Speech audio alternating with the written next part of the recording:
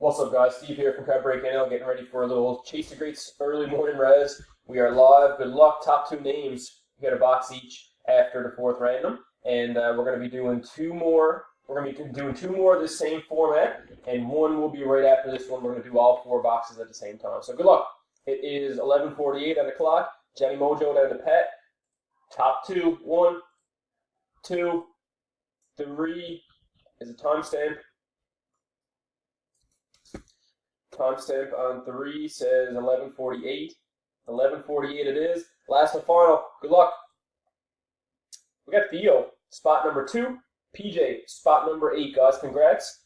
Theo and PJ, we're going to get your last and final timestamp here. So Theo will go first, followed by PJ, and whoever the next two winners are in our next raz, we'll get those done within the hour. 11:48. And 11:48 it is. So congratulations again. After the fourth random, we got Theo, spot 2, PJ, spot 8, guys. See you soon, and good luck for your Chase the Greats.